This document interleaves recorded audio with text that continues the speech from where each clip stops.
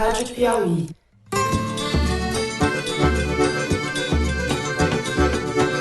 Olá, está começando mais um Foro de Teresina, o podcast de política da revista Piauí.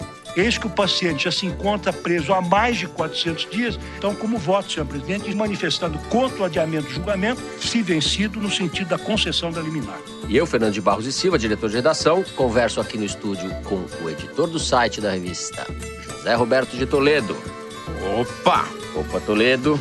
Olha, se tiver uma boa reforma política, eu posso até, nesse caldeirão, jogar fora a possibilidade de reeleição. Agora, se o povo quiser, estamos aí para continuar na situação. Oi? E a repórter Malu Gaspar. Fala, Malu. E aí, gente? O decreto vale hoje, amanhã, em 2023. Vem um presidente que é contra a tese do atual presidente, derruba o decreto da noite para o dia. A gente começa o programa falando da decisão do STF de negar a liberdade ao ex-presidente Lula, decisão tomada nesta terça-feira. Nós vamos discutir as consequências disso e como ela se deu. No segundo bloco, a gente vai falar um pouco da sucessão presidencial. Sim, isso mesmo, a sucessão presidencial de 2022, que já está na praça. No terceiro bloco, por fim, a gente discute a relação entre o governo e o Congresso. Pauta permanente. Vamos falar, né, Toledo, do calendário maia. Exatamente. Vem com a gente.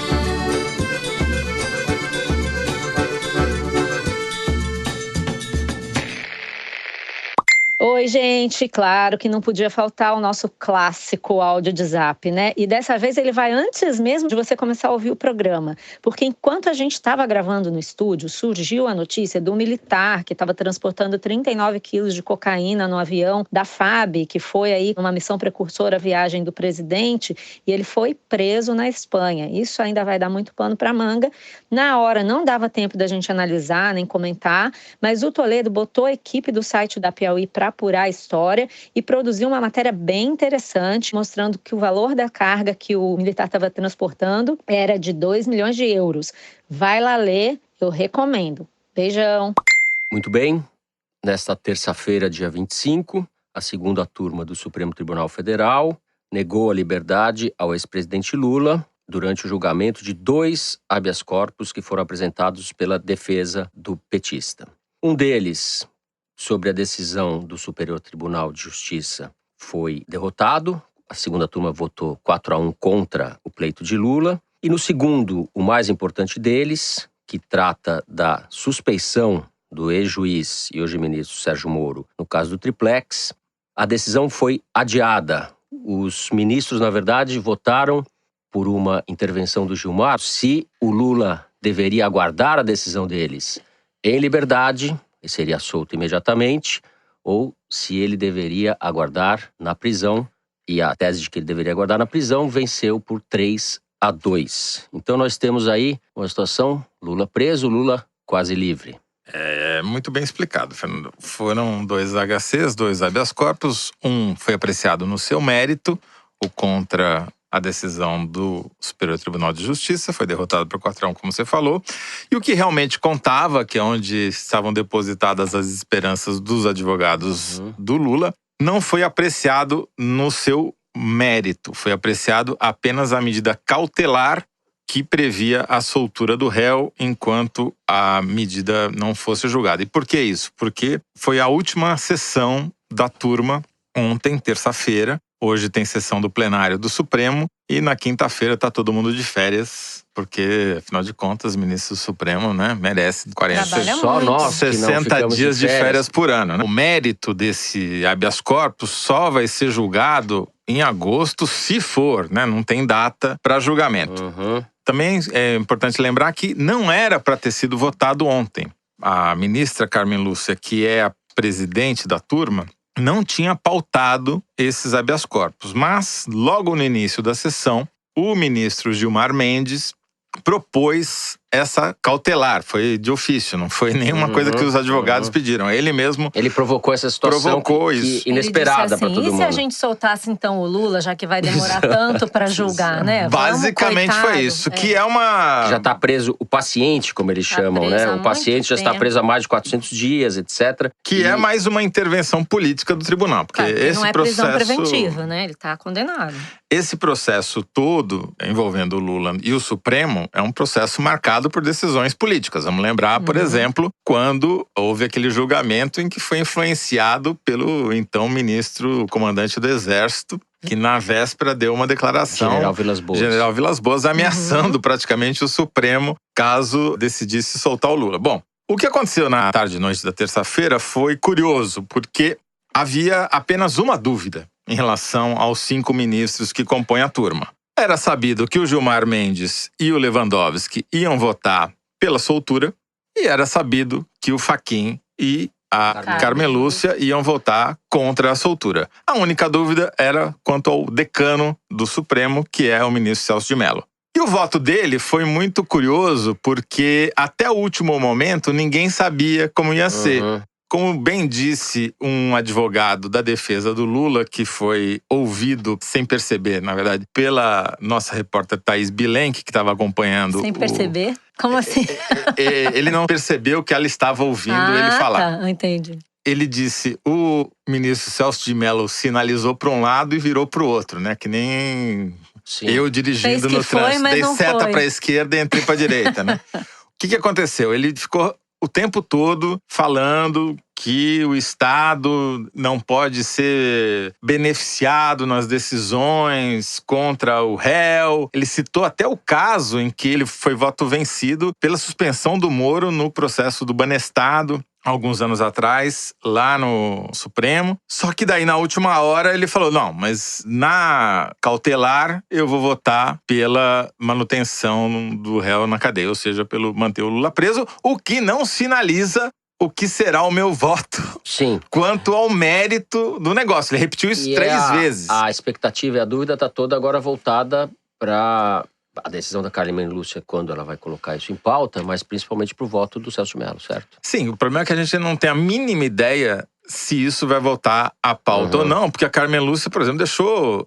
anos fora da pauta a votação da segunda instância. O Supremo virou um escravo das mídias sociais e da pressão da opinião pública. Não tem mais argumento jurídico. O que vale agora é o argumento de opinião pública. Tudo é o sabor da situação política, né? Assim, o Toledo comentou aí o elemento político. E eu acho que é muito evidente isso, né? Você ter, tanto no julgamento da segunda instância, lá atrás, quando houve essa discussão, e aí o julgamento foi suspenso, alguém pediu vista para esperar ver o que ia acontecer com a opinião pública, né? Isso está acontecendo novamente. O Gilmar é engraçado que ele questiona a suspeição dos outros, a intenção política dos outros, mas ele está agindo mais ou menos da mesma forma. E não só ele, sempre agiu, como todo o Supremo, né? Assim, o Toffoli tira uma coisa da pauta quando ele acha que vai dar problema para o Supremo, aí depois ele põe de novo na pauta quando ele acha que vai aprovar ou reprovar de acordo com o que ele acha que deve ser feito, que deve acontecer. E agora, isso novamente, né? O Gilmar quer dar um aviso, uma repreensão à Lava Jato, depois do que a gente viu agora com o caso das mensagens que o Intercept está divulgando. E ele foi vendo que, como a gente falou semana passada, as mensagens continuam sendo divulgadas, mas ainda não houve, assim, vamos dizer, uma mudança de status no escândalo, né? A gente tem o escândalo, o Moro tá em xeque. Até a gente estava comentando aqui antes do programa que ele foi para os Estados Unidos e não divulgou a agenda. Ninguém sabe o que ele foi fazer lá na semana em que ele ia depor no Congresso. Parece piada isso, né? Porque ele dá prega margem. A transparência, tanto a transparência e a… É burro, né? Porque… Parece que o Moro foi visto na Disney World, tirando uma selfie com o Pateta. O fato é que, assim, nós temos uma situação em que está tudo em suspenso. E eu tenho a impressão que o Gilmar pensou, eu sei lá o que é que vai ser divulgado daqui para frente, vou tentar um lance aqui. Aí ele pegou e veio com essa manobra de soltar o Lula, já que está preso há muito tempo e tal. E aí eu acho que também os ministros fizeram seus cálculos, incluindo o Celso de Mello, com essa decisão meio, como é que se diz? Não é esquizofrênica. Decisão Jânio Quadros, um pé para lá, outro para cá. Uma decisão meio… Ele deixou em aberto o voto dele, disse que mantém o Lula preso, mas que o voto provavelmente ele percebeu, falou, opa, nessa cilada, Bino, eu não vou cair. Mas o engraçado, Malu, é que ele fica repetindo, ele ficava mostrando, o voto dele tá escrito. Ele podia falar, a Carmen Lúcia não deixou.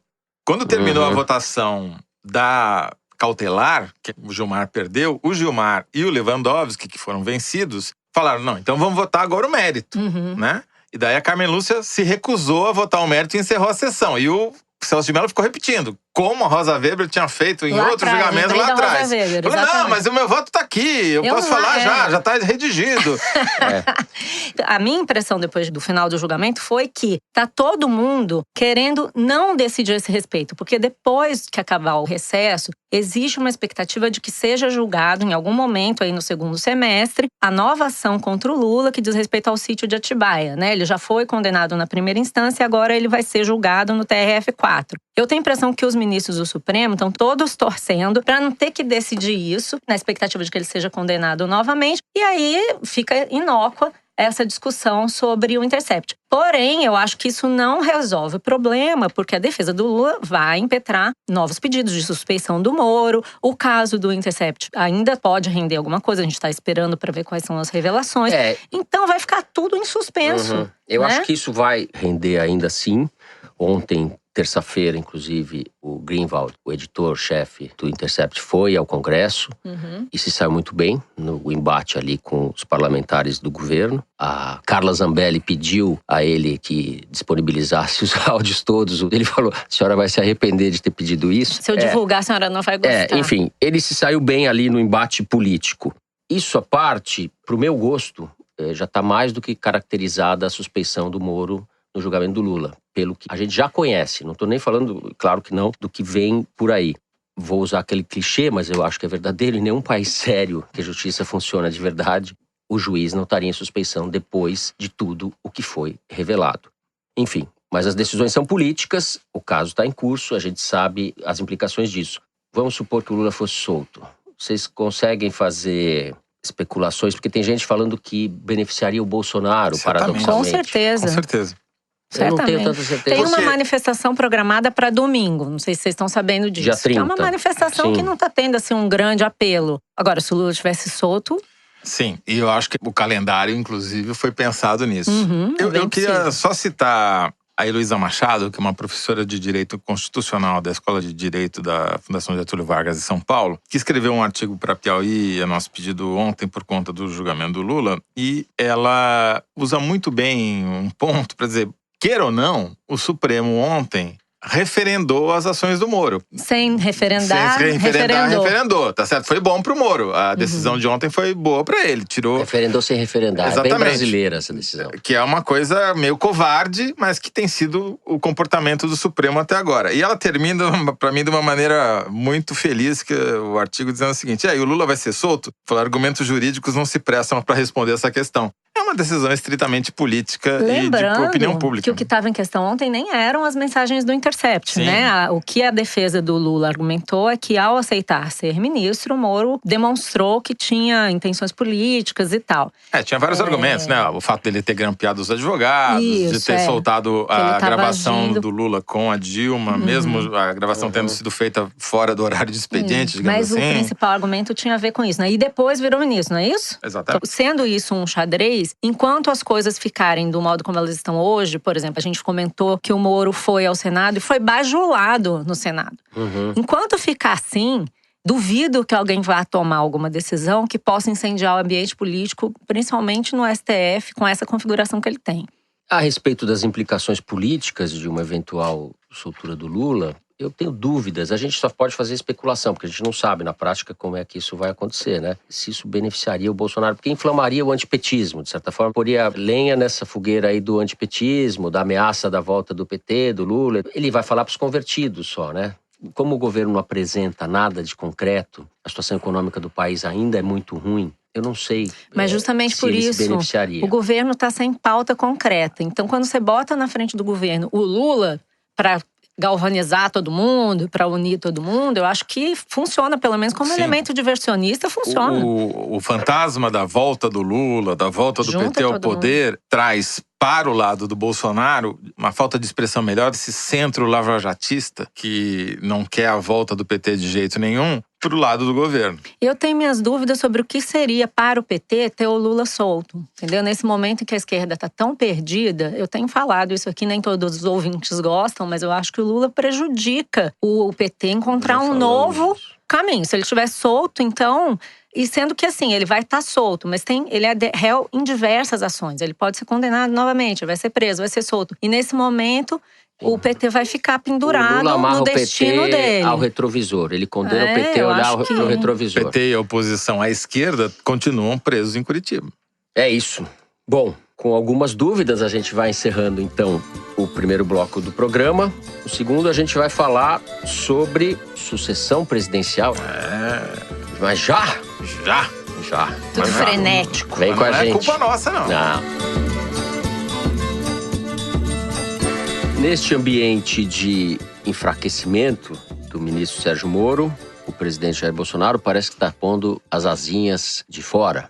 Ele aproveitou a viagem que fez a Eldorado, no interior de São Paulo, onde ele foi criado, reuniu as pessoas em volta dele numa praça, tal. Meu muito obrigado a quem votou e a quem não votou em mim também. Lá na frente todos votarão, tenho certeza disso. Isso foi no sábado. De volta dessa viagem já em São Paulo, ele concedeu uma entrevista. Perguntaram a ele sobre a reeleição em função dessa declaração. E ele falou, se tiver uma boa reforma política, eu posso até, nesse caldeirão, jogar fora a possibilidade de reeleição.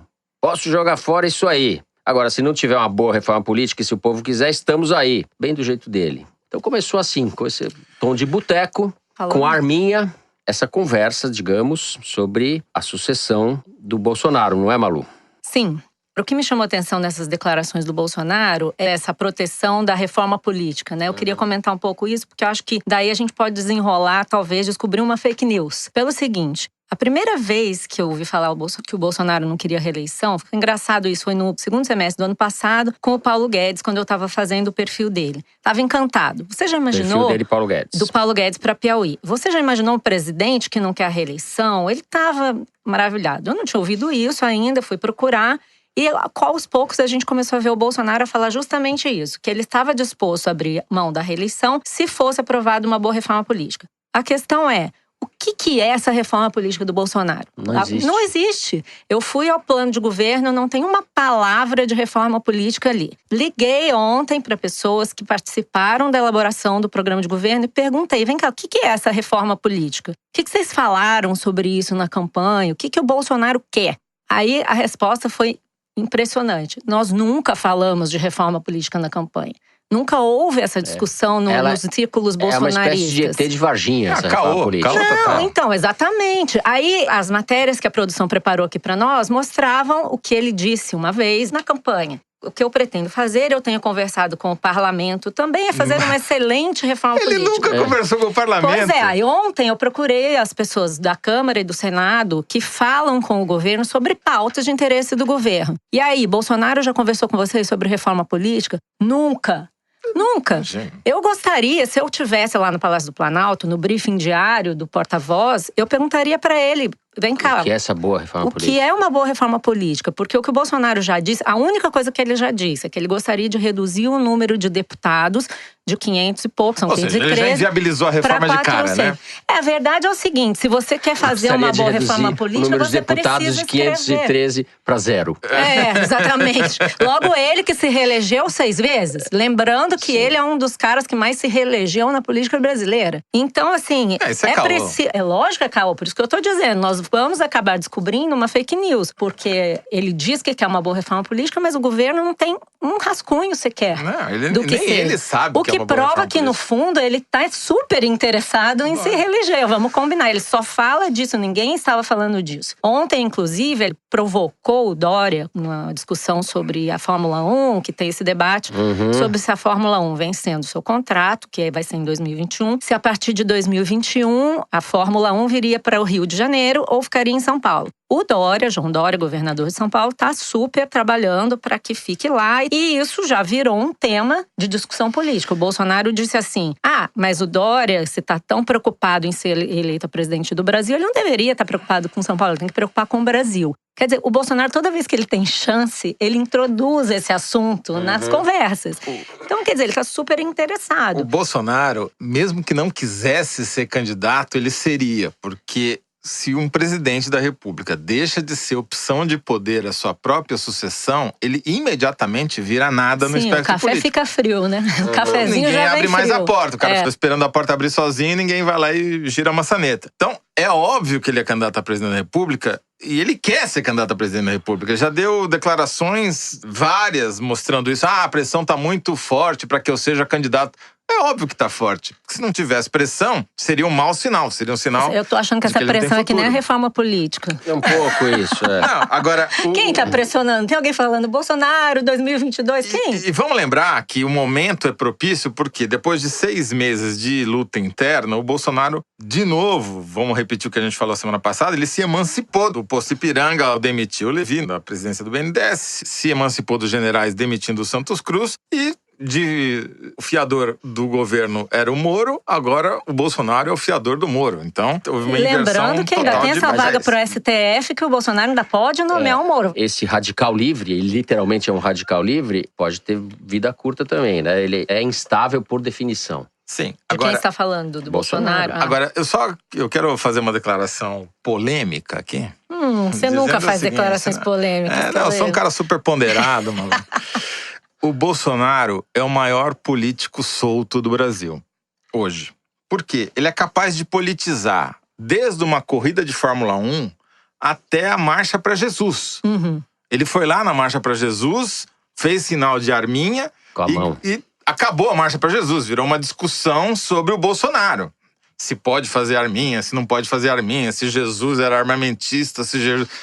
Bolsonaro dominou a discussão. E ele é capaz de fazer isso com qualquer assunto. Isso está na essência da política do Bolsonaro, porque ele consegue polarizar qualquer coisa e obrigar todo mundo a se posicionar sobre aquele assunto. Exatamente. Ele determina… Não, você precisa se posicionar sobre isso. Você é contra ou a favor da arminha na Marcha para Jesus. Você é contra ou a favor do Grande Prêmio de Fórmula 1 no Rio de Janeiro ou em São Paulo. Ele vive da divisão. Isso pode ser o que vai levar o governo dele até o final, né? Porque assim ele… Mas ele continua… tumultua, E né? ele… É só ver o que acontece nas mídias sociais.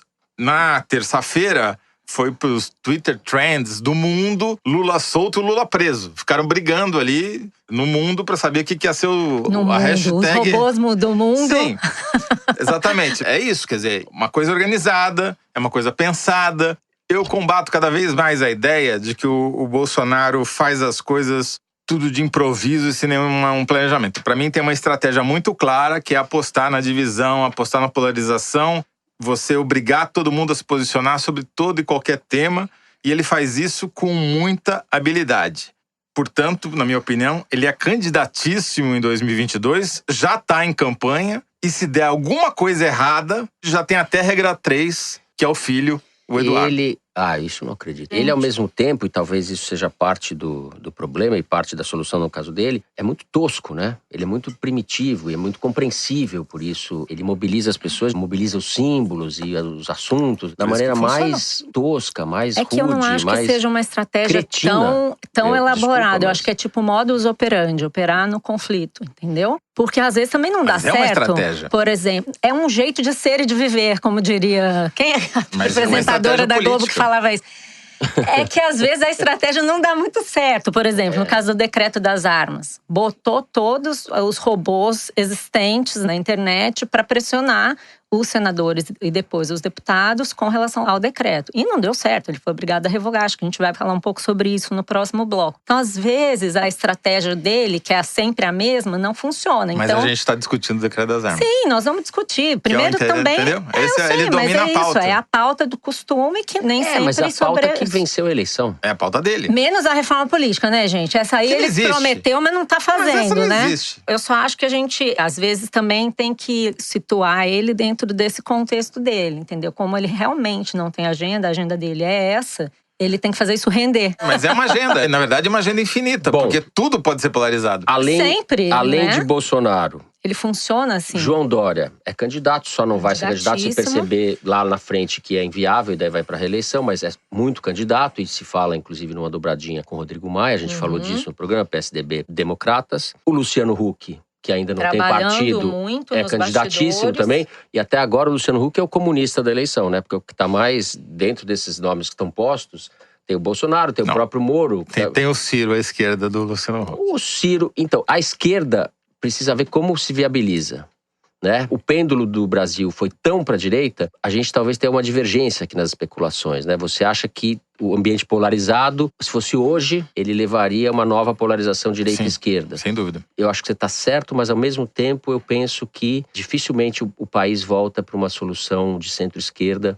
no curto e médio prazo. Porque foi muito para a direita. Mas não tem adversativa, a gente concorda. Só que eu acho que a direita é favorita, como era na eleição passada, por causa do antipetismo ser muito forte e porque está conduzindo politicamente melhor do que a esquerda. Esse centro jeitoso aí, centro de sapatênis, que o Luciano Huck pode vir a vocalizar, de cachemir, sapatênis, tem todo um… garoto esperto. Uma moda pode fashion, como vir diriam. a se viabilizar, eu acho.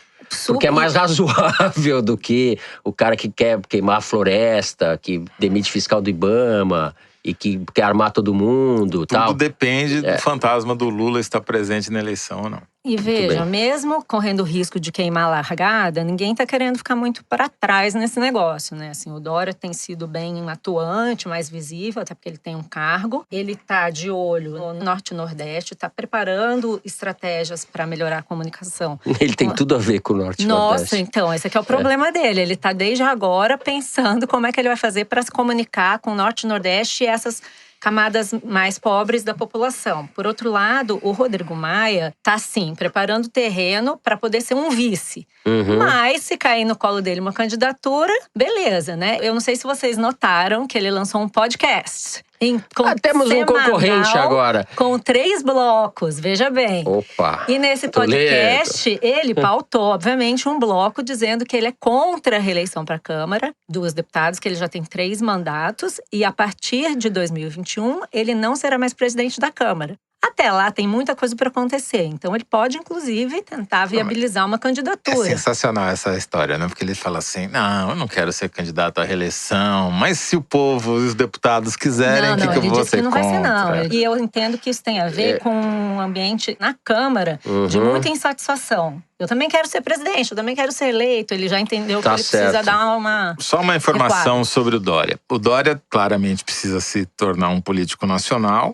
Mas em São Paulo, que é a base dele, ele tem um problema seríssimo. Tem 90% de superposição entre o eleitorado do Dória e o eleitorado do Bolsonaro. Ele precisa que o Bolsonaro… E na polarização, o Bolsonaro ganha. E vamos pegar um dado que saiu ontem, da FGV. A confiança do consumidor, depois de 4 quedas sucessivas, voltou a crescer pouquinho no índice da GV. O que é uma proxy, tem uma correlação forte com a popularidade do presidente. Então, podemos esperar que, acho eu, que estamos no começo de um processo de melhora da popularidade do governo. Mas vamos esperar. Gente, mas vamos dizer aqui pro nosso ouvinte que tudo aqui é retrato do momento, né? Opa, 2020, sempre. Pelo amor de Deus, e né? eu vou fazer… 2022 tá lá do outro lado da terra, não é plana. O Rodrigo Maia, que não sei se ele nos ouve, mas ele vai fazer uma reclamação em relação à frase do Toledo, que falou que o Bolsonaro é o maior político solto do país. Como assim? Todos, Dória também.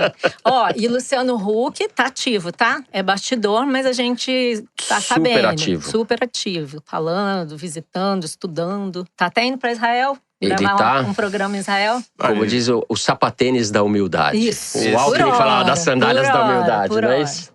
Muito bem. Assim nós terminamos o segundo bloco do programa e chegamos ao momento do número da semana. Em todo o programa, o nosso produtor Luiz de Maza traz aqui pra gente um número informativo ou curioso, extraído da seção Igualdades, que é publicada pelo site da Piauí. E nós comentamos aqui. Luigi, qual é o número dessa semana? 1725. 1725. O que é isso, Luigi? Então, Malu, esse é o número de acidentes aéreos que aconteceram no Brasil nos últimos 10 anos. Desse total de acidentes, 408 foram fatais, ou seja, resultaram em pelo menos uma morte. Ainda assim, claro, o transporte aéreo, seja por avião ou por helicóptero, é muito mais seguro que o rodoviário. Entre 2008 e 2018, para cada brasileiro que morreu num acidente aéreo, outros 420 morreram em acidentes de transporte terrestre, como carro, caminhão, moto, etc. Olhando essas estatísticas aí, dá para tirar algumas conclusões. Por exemplo, não ande de ultraleve. Porque se cair, a chance de você voar de outra maneira é bem grande, é mais de 50%. Bom, eu que vou com frequência para São Paulo, vou proibir minha mãe de ouvir o Foro de Teresina, porque não, mas aí agora tem que avisar o seguinte. Não, mas é super seguro. É seguro. Você vai de ultraleve para São Paulo? Opa, ainda não chegamos a esse ponto. Fernando, não houve nenhum acidente envolvendo aviões de carreira. Foram todos envolvendo ou helicóptero, ou táxi aéreo, ou avião particular, ou ultraleve, ou aviação agrícola. O destaque aí está para o transporte aéreo, né? Mas o contraponto com o transporte de carro, o transporte terrestre, é brutal, né? E o trânsito do Brasil é um dos mais letais do mundo, né? Agora talvez melhore, né? Com esse negócio da cadeirinha, o carro alcança. Não tem nada mais perigoso do que andar de moto no Brasil. Nossa Senhora. E a Piauí do mês que vem, que vai ser publicada em julho, traz um belíssimo artigo sobre a questão do trânsito no Brasil. Fica aí a dica. Agora nós chegamos ao terceiro bloco do programa. Vamos falar da relação de Bolsonaro com o Congresso. Apesar do bom momento político, digamos assim, do Bolsonaro, conforme a gente veio falando aqui ao longo do programa, o governo sofreu derrotas no Congresso nos últimos dias.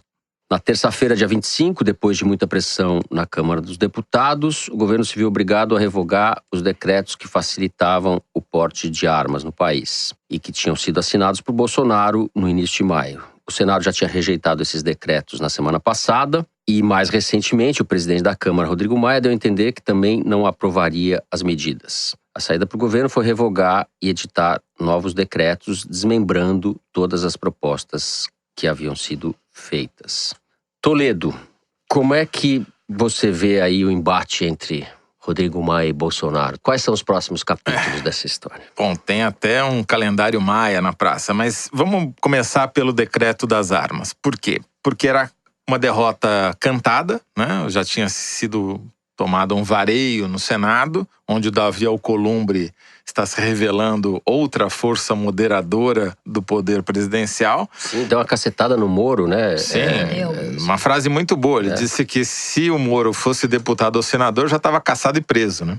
Sim. Mais ou menos, né? Mas tudo bem. Não, como frase é boa. A frase é ótima, frase mas é não ótima. corresponde com a quantidade de gente que devia estar caçada e presa. Alguém perguntou, né? tipo o Renan, né? Mas o fato é, até tu, Alcolumbre. O Davi Alcolumbre, o cara que foi vendido como cria do Onyx Lorenzoni quando foi eleito presidente do Senado. Não, mas tá dizendo, hein, que ele só conversa com o Onyx Lorenzoni. Mais uma Ou seja, tentativa de... não conversa com ninguém. Mas dizendo que o cara que o Bolsonaro mandou, ele não conversa, não. Mas vamos lá. No caso dos decretos das armas, era uma derrota cantada e decantada que o governo teria na Câmara. E daí ele deu uma espécie de passa-moleque. Ele cancelou os decretos por iniciativa própria, quando viu que ia perder, e editou novos decretos, supostamente tirando do texto aquilo que serviu de argumento para a aprovação do decreto legislativo que cancelava os decretos presidenciais, que eram as inconstitucionalidades do texto. Porém, tem muita coisa que continua, para muita gente, inconstitucional ali. Foi uma maneira do Bolsonaro dizer que admitiu que perdeu sem perder de verdade, né? Agora, como é que isso vai se desenvolver daqui para frente? É uma nova história. Zerou o jogo, vai ter uma nova negociação. Então, politicamente, o Bolsonaro evitou um desgaste maior. O que já é um avanço, porque mostrou uma preocupação com a reação do Congresso que até poucas semanas atrás não existia. Então, de alguma maneira, amadureceu a reação do Bolsonaro na relação com o Congresso. Maria Lúcia Gaspar. Bom, queria falar duas coisas. Uma é sobre essa coisa da relação com o Congresso. Continua muito desarticulado. Você falou do decreto das armas, mas também teve a demarcação de reservas indígenas para a agricultura, que o Alcolumbre devolveu. E agora a gente tem uma MP vencendo no Congresso sexta-feira, que não tem nem relator. Acho que era legal você explicar para quem não sabe esse negócio da demarcação de terras indígenas. Existia uma previsão na reforma administrativa que o Bolsonaro Bolsonaro mandou para o Congresso de que essa atribuição de demarcar reservas indígenas, que antes era da FUNAI, passasse para o Ministério da Agricultura. E o Davi Alcolumbre devolveu isso para o governo com a justificativa de que isso já havia sido discutido antes e já havia sido decidido na MP da reforma administrativa. Pela regra, você não pode mandar 2 vezes a mesma medida, sendo que a primeira já foi rejeitada. Então, existe uma atitude do Congresso em relação ao governo que dificulta mesmo a articulação. O Bolsonaro admitiu semana passada que o governo tem problemas na articulação, mas não está conseguindo resolver. Então, essa MP que vence na sexta-feira e que não tem sequer relator é a MP da contribuição sindical, em que o governo estabelecia que para pagar a contribuição sindical, você teria que pagar boleto, que não seria mais automático, e deu muito problema também com os sindicatos. Uma outra coisa que o Bolsonaro estava evitando, mas está sendo obrigado a fazer, é trocar a aprovação da reforma da Previdência por verbas. A gente já comentou isso aqui num bloco, mas ele está aumentando a quantidade de verbas que podem ser liberadas caso o deputado resolva votar com a reforma da Previdência. E mesmo assim, segundo o cálculo do Rodrigo Maia, o governo, trabalhando bem, teria de 100 a 150 votos. Quando a gente já viu o Rodrigo Maia mobilizar no Congresso de uma hora para outra 308 votos. E a questão que eu acho que não está muito evidente, mas que está deixando os bastidores do Ministério da Economia em polvorosa, é uma briga que está feíssima entre o Rodrigo Maia e o Paulo Guedes. Isso está preocupando o próprio Ministério, está preocupando empresários, está preocupando gente no mercado financeiro, porque todo mundo reconhecia até agora que havia, apesar do Bolsonaro estar confuso, recuar, ir, voltar, querer impor agendas que não interessavam ao país, pelo menos o Rodrigo Maia e o Paulo Guedes se davam bem. Isso começou a mudar na semana passada com a divulgação do relatório do Samuel Moreira sobre a reforma da Previdência, que veio sem a capitalização, a previsão de você fazer a capitalização da Previdência, e sem os estados. E aí, o Paulo Guedes ficou furioso e continua até hoje reclamando disso, dizendo que… Será, né? Por que ele ficou tão furioso com o fim da capitalização? Que não é tão importante assim para fechar a conta, né? Não, ele diz que os deputados estão assassinando o futuro, meu filho, entendeu? Porque todos os lugares que dá, por exemplo, no Chile, que adotou a capitalização, foi um retrocesso, tá tendo que voltar atrás, foi um desastre. Acho que o que ele ficou bravo ali foi que ele não calculava que ele ia ter esse tipo de derrota. Ele achava que ele estava por cima da carne seca, como diz lá na minha terra. Ele se encantou demais com essa missão de um ministério e ele achou que ele era mais poderoso do que ele é. Só que quando ele reclamou… Isso era bola cantada, né? Bom, é só trocar ali aquele pessoal que eu retratei ali no meu perfil, do PSDB e tal, tira a Pecharida, entra Rodrigo Maia. Começa uma coisa de se sentir boicotado e tal. Mas o Rodrigo Maia não cedeu, não fingiu que não viu, nada disso. Ele não contemporizou, pelo contrário. Ele foi para cima e aproveitou a questão da queda do Levi e disse que o Paulo Guedes foi covarde, ele disse que o governo é uma usina de crises e a coisa só está num crescendo. E aí o Paulo Guedes ficou esse tempo todo muito tenso e irritado dentro do ministério e os bombeiros de lado a lado tentando marcar uma conversa, uma reunião dos dois. E os dois se recusam. Então, desde esse episódio, eles não sentam para conversar. E para piorar a situação, ontem o presidente do Banco do Brasil deu uma entrevista bem pesada sobre o Rodrigo Maia, dizendo que o Maia não tem legitimidade para pretender governar. Isso é uma reação a essa matéria que tinha como título Calendário Maia, na revista Veja. Essa matéria mostra, tem um quadro com 4 economistas que estão assessorando o Rodrigo Maia em políticas de combate ao desemprego, em políticas de reforma tributária, em uma série de temas que o Rodrigo Maia está chamando de agenda do Congresso. Ele até falou isso no podcast dele. Por que isso irritou o Paulo Guedes? Porque o Paulo Guedes está se sentindo afrontado. Um dos economistas com quem o Paulo Guedes tem atritos frequentes é o Marcos Lisboa, que dizem que seria o ministro da Fazenda, entre aspas, do Rodrigo Maia. Então o clima está muito ruim, eles não estão conversando. Paulo Guedes está pressionado entre o calendário Maia e o calendário maluco do Bolsonaro, porque ele achou que ia controlar o animal, Maia, já é outro animal. Minion. Agora, juntando um pouco os blocos, a gente está falando aqui de problemas e de um clima de incerteza, da ausência de articulação política. Em grande medida, a ausência de articulação política existe porque o presidente aposta na desarticulação política. Ele vive disso, para jogar conta no sistema político toda vez que não dá certo. A não ser em alguns casos que vai se criando esse consenso, principalmente na Previdência, que a reforma vai passar em algum momento. Vai passar.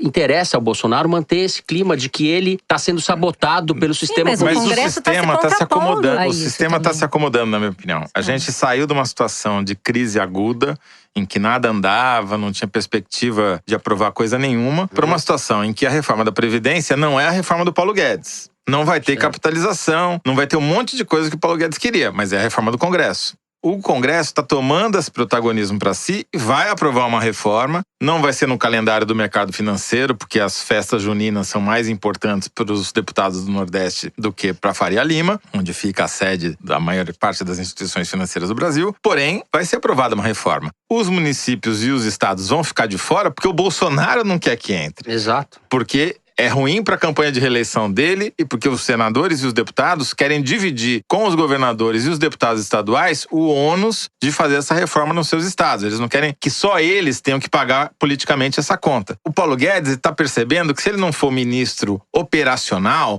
se ele não for cuidar do desemprego, se ele não for cuidar da microeconomia, ele vai ficar sem ter o que fazer. Tanto que ele anunciou, a semana passada, um plano para a privatização do gás no Brasil, mudar o marco regulatório e tal. Porque ele está querendo… Pataquada, dizendo que vai cair Ele 40% quer o preço do criar gás, a pelo história amor de da Deus. agenda. Ele quer dizer justamente que ele está cuidando da agenda. Essa história do Rodrigo Maia dizer que ele não tem agenda para depois da reforma da Previdência foi uma das coisas que mais o irritou. E ele deu uma entrevista para o Estadão semana passada dizendo: eu tenho agenda sim, não sei o quê. Então isso vai ainda gerar bastante atrito. É por isso que está preocupando todo mundo que está ligado aí a essa coisa da economia. Porque as pessoas temem que aí realmente o trem vai descarrilhar completamente, entendeu? Então acho que é uma coisa para a gente ficar de olho.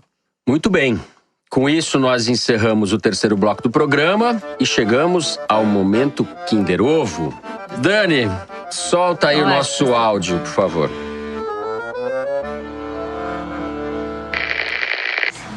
Vamos dizer que, fazer uma analogia aqui, nós recebemos como se fosse uma casa onde o pai de família está desempregado, tem uma família para criar e essa casa está uma verdadeira anarquia imunda e suja.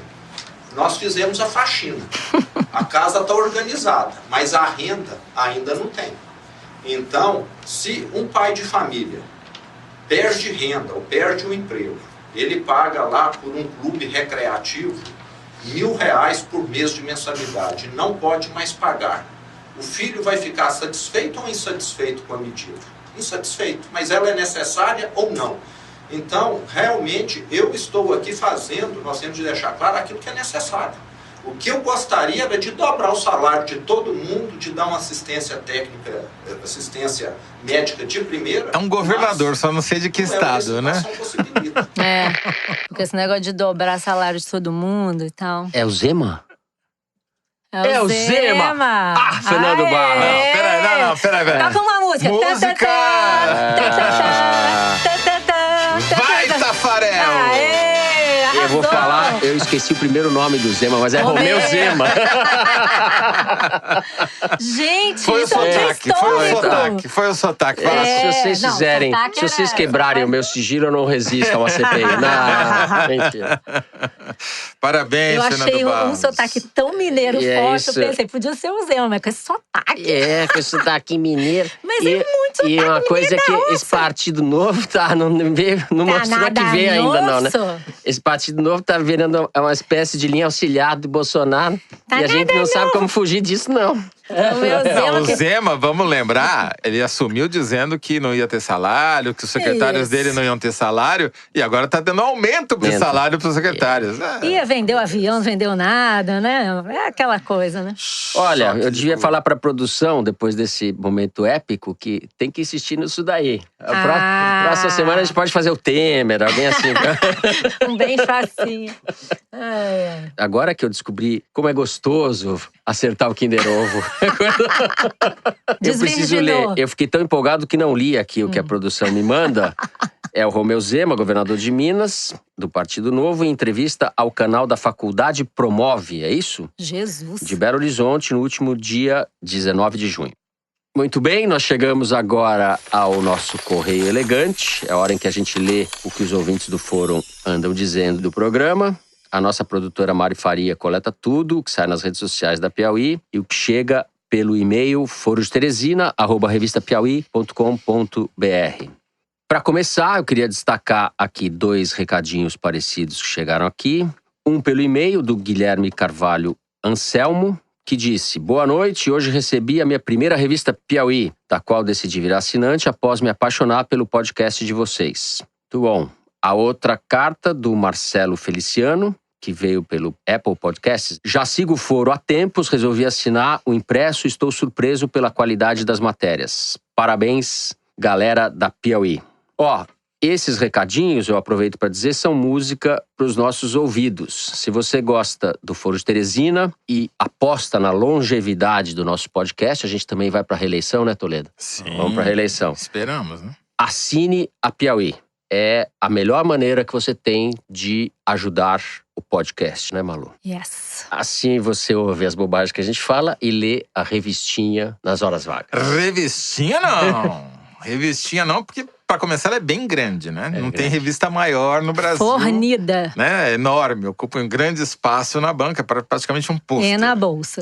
Depois, as reportagens são grandes, né? Tem toque pra caramba ali, né? Como a Esperamos gente que não chama, chatas, letrinhas, grandes, né? Não. mas… Quadrinhos são grandes, os repórteres são grandes, os editores, então, pesam várias arrobas, são enormes. Eu sou grande não, tá? Não, você é uma grande repórter. Ah, grande tá. repórter. Você é uma grande Mas repórter, a ordem dos fatores altera, não. Quem gosta de falar de Antes de arroba é o mais nada, Bolsonaro, né? estarei Bolsonaro falando gosta de de mim falar mesmo, de né? arroba. Bom, agora coube a mim o desaforo. Na verdade, serão os desaforos. Eu vou ler o seguinte que o ouvinte Cassiano mandou pro Facebook, desmascarando a gente. A cada dia, a decepção com o Foro de Teresina aumenta. Que matéria é essa querendo influenciar a expectativa dos leitores sobre a anulação do processo do Lula diante das provas de parcialidade do Moro no STF, usando estatísticas sem pé nem cabeça? Nunca na história uma decisão do sistema judiciário teve tamanho impacto político. Tirou o candidato com maior intenção de votos da corrida à presidência e com provas tão contundentes de parcialidade, já admitidas pelo próprio Moro. A Piauí pertence ao Grupo Abril e à família Tivita. Nananina. Não, a família Tivita não é mais dona do Grupo Abril. A família Tivita não é dona de mais nada, muito menos do Grupo Abril. E nós não somos do Grupo Abril. Eu vou esclarecer essa questão, talvez seja bom esclarecer. A Piauí pertence à editora Alvinegra. A gente tem um contrato com a Abril para a parte operacional, ou seja, impressão e circulação. Não tem nada a ver com conteúdo editorial. E não tem nada a ver, aproveitando, com a Folha nem com o UOL. A gente só tá hospedado lá, viu? Nós somos responsáveis pelas bobagens que… Só uma coisa, né? A estatística se provou verdadeira, como o julgamento de ontem confirmou. É que a gente falou que nunca um julgamento… Culpa do Luigi, claro, que fez uma matéria junto com o Alan de Abreu pro site, mostrando que nos últimos 190 pedidos de suspeição de juízes, o Supremo não acatou nenhum. Ó, só pra terminar certo. o que ele escreveu aqui. Vocês tentam fazer um jornalismo de qualidade, mas a parcialidade de vocês é evidente. Bom, tá registrado aqui. Eu acho que os meninos explicaram o que eles pretendiam quando fizeram essa matéria. Mas, Cassiano, valeu. Quanto mais gente que nem você vigiando a gente, mais de qualidade será o nosso jornalismo. E aproveitando a onda dos desaforos, o Marcelo Mitterhoff, que é economista do BNDES, escreveu uma mensagem aqui para uma pessoa da redação, dizendo que no programa passado eu cometi várias imprecisões acerca do BNDES. Ele cita falou assim, por exemplo, citou o procurador Ivan Marques para apontar problemas no banco, mas não mencionou que a denúncia na Bullish dele foi rejeitada pelo juiz, que destacou que ele agiu como uma sanha persecutória. Aí eu queria comentar o seguinte, é verdade, o juiz… Explicar a Bullish. A Bullish é uma operação do Ministério Público Federal que investigou os vínculos do BNDES com a JBS, as transações financeiras entre o banco e a empresa do Joesley. E que passou a fazer isso depois que o Joesley foi preso ali no imbróglio da gravação do Temer. E o juiz do Distrito Federal aceitou a denúncia do Ivan Marques em parte. Acatou para Luciano Coutinho e Guido Mantega, por exemplo, se tornaram réus. Mas houve 5 funcionários do BNDES que o Ministério Público queria acusar e que a Justiça Federal rejeitou a denúncia para essas pessoas. E o Marcelo tem razão. Eu sabia disso e foi por isso que eu liguei pro procurador, para saber por que tinha sido rejeitado. E aí ele fez o comentário que eu mencionei aqui, que ele achava que tinha sido rejeitada porque foi exclusivamente baseada no tal do relatório da sindicância do BNDES, que para ele, o procurador, tinha uma série de imprecisões e problemas por conta até de conflito de interesse. Eu até citei aqui os casos. O banco diz que não houve conflito mesmo com as alegações do Ivan Marques. Ele considera que são alegações injustas. Daí vem a sanha persecutória que o Marcelo comentou. Mas o Marcelo tem razão. Eu deveria ter citado isso no início, na hora de falar, eu me esqueci. Muito bem. O Marcelo informou também que quanto à regra de Basileia, que eu mencionei no programa anterior, não há ainda risco de o banco descumprir a regra. Mas há sim uma série de regras financeiras que impedem que o BNDES devolva o dinheiro para o governo, para o Tesouro, tão rapidamente assim como o Bolsonaro queria. Mas que, com relação à Basileia, ainda não estamos no risco de o banco romper a regra. Pelo menos da nossa parte, não tem nenhuma sanha persecutória com relação à BNDES ou quem quer que seja, tá, Marcelo? Estamos abertos aí às próximas críticas. Depois desses desaforos, eu vou ler aqui uma mensagem um pouco mais light, que veio do ouvinte Renan Oliveira. Ele mora em São Paulo,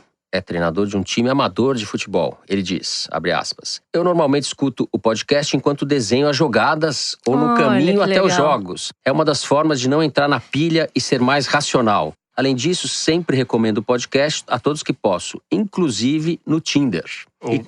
Opa, no Tinder! E quero deixar um abraço para os matches que estão acompanhando.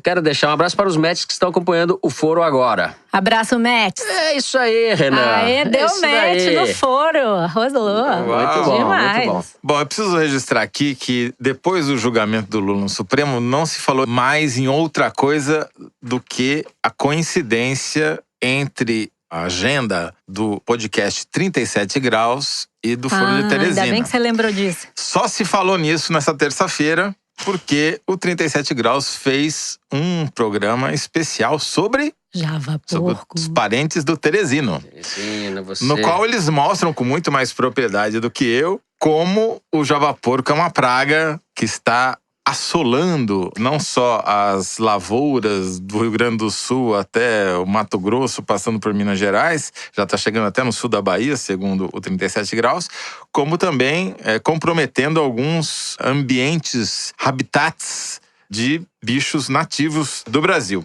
Nós pegando carona na fama do Teresino. Então, Teresino aqui já constituiu advogado, vai processar o 39, é brincadeira. Só uma outra coisa, não foi de caso pensado esse negócio do 37 graus, foi espontâneo, a gente não combinou nada. Não tem também, pode investigar, não tem nada que a gente possa ter feito com relação a isso. Só preciso fazer um esclarecimento, um ouvinte atento me cobrou uma explicação sobre o que eu quis dizer no Foro 56, de que o Ratinho faz propaganda pro governo. Eu disse isso a propósito da pseudo-entrevista que o pai do governador do Paraná fez com um seu conterrâneo, o ministro Sérgio Moro, no programa dele. Segundo a revista Época, o Ratinho recebeu R$268 mil para falar bem da reforma da Previdência apenas nos meses de fevereiro e março. E daí começou a receber gente do governo, quer dizer... Está incluído na verba da campanha da reforma da Previdência. Ninguém nega isso. Esse negócio de falar bem tá rendendo, hein? Luciana Gimenez também, muito bem. Vários. Antes de encerrar, eu queria mandar um beijo para as atrizes Bel Kovarik e Maria Flor, que estão com a peça, aliás, aqui no Rio de Janeiro, A Ponte, e são ouvintes do Foro. E é isso. O programa dessa semana vai ficando por aqui. O Foro de Teresina é uma produção da Rádio Novelo para a revista Piauí. A nossa diretora é a Paula Scarpim. Os nossos produtores são Luiz de Maza, a Mari Faria e a Ana Carolina Santos.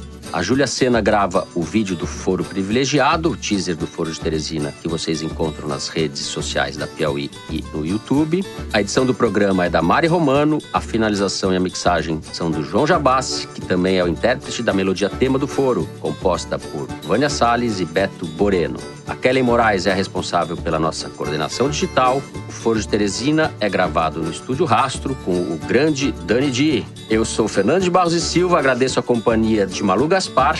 Tchau, gente. Tchau, avisando Malu, que estarei de férias nos próximos programas. Vou sentir saudade de todos vocês. Pronto, a audiência vai despencar. Vai nada, depois desse anúncio. Vamos corta esse anúncio. As lágrimas senão não vai ter ouvinte na semana que vem. Teresino já está às lágrimas da Teresina. Oh, Tere. Agradecer também a companhia de José Roberto Toledo. Muito obrigado. Então é isso, até a semana que vem.